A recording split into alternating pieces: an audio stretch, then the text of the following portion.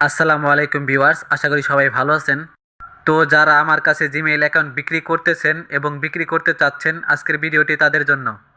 অনেকেই Gmail account তৈরি করার সময় কিছু ভুল করতেছেন, যার জন্য হয় আমি আপনার তৈরি করা জিমেইল অ্যাকাউন্টটা নিতে পারতেছি না, আর না হয় সেই জিমেইল অ্যাকাউন্টটা কোথাও হারিয়ে যাচ্ছে। তো এই ভুলগুলো যাতে আর না হয় সেজন্য অবশ্যই ভিডিওটা সম্পূর্ণ মনোযোগ সহকারে দেখবেন। জিমেইলের প্রাইসের বিষয়ে আগে কথা বলি। প্রত্যেকটা জিমেইলের প্রাইস হলো 10 টাকা।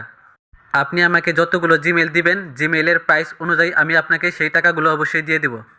এই টাকাটা নেওয়ার জন্য আপনি আমাকে একটা বিকাশ নাম্বার দিবেন, সেই বিকাশ নাম্বারে আমি আপনার টাকাটা সেন্ড মানি করে আপনাকে দিয়ে দিব। জিমেইল অ্যাকাউন্ট তৈরি করার আগে অবশ্যই আমাকে স্ক্রিনে দেওয়ার নাম্বারে হোয়াটসঅ্যাপে নক দিবেন। হোয়াটসঅ্যাপে নক দিলে আমি আপনাকে জিমেইল নেম, ইউজার নেম এবং পাসওয়ার্ড দিব। তো এগুলো আপনি হোয়াটসঅ্যাপ থেকে কপি করে নেবেন এবং আপনার ফোনে থাকা জিমেইল অ্যাপসে প্রবেশ করবেন। উপরে ডান সাইডে দেখতে পাচ্ছেন জিমেইল অ্যাকাউন্টের লোগো দেওয়া, ওইখানে ক্লিক করবেন।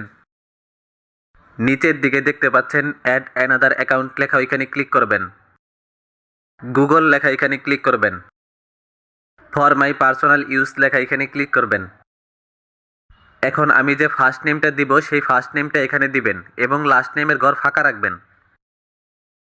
এখানে জিমেইল অ্যাকাউন্টে দেওয়া বয়স অবশ্যই 18 বছরের উপরে হতে হবে এবং জেন্ডারের এখানে ফিমেল অথবা মেল যে কোনো একটা দিলেই হবে। ইউজার নেমের এখানে আমার দেওয়া ইউজার নেমটা দিয়ে দিবেন। আমার দেওয়া ইউজার নেম যদি গুগল এখানে না নেয় তাহলে অবশ্যই আমাকে জানাবেন।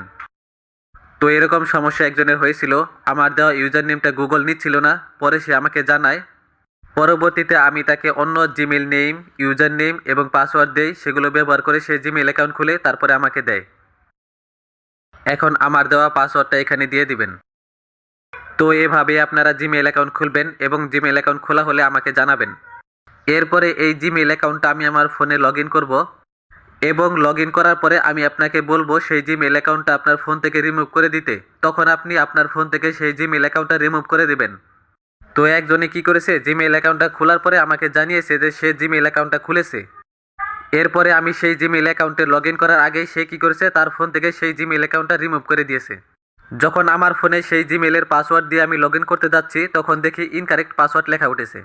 তো দেখুন, একটা জিমেল কিন্তু একটু ভুলের জন্য হারিয়ে গেল। তো এরকম ভুল যাতে আপনাদের না হয় এর জন্য এটা বললাম। এবং আমি যে ইউজার নেম পাসওয়ার্ড দিব ওগুলো ব্যবহার করেই অ্যাকাউন্ট খুলবেন, এখানে কোনো সংযোজন বা বিয়োজন করবেন না। এবং ওগুলো দিয়ে অ্যাকাউন্ট না খুলতে পারলে অবশ্যই আমাকে জানাবেন। এখন জিমেইল অ্যাকাউন্ট রিমুভ করার জন্য আপনারা জিমেইল অ্যাকাউন্টের প্রোফাইল আইকন দেওয়া, এখানে ক্লিক করবেন। নিচের দিকে দেখতে পাচ্ছেন manage account on this device লেখা, ওইখানে ক্লিক করবেন। এখন এখান থেকে আপনি যে জিমেইল অ্যাকাউন্টটা রিমুভ করতে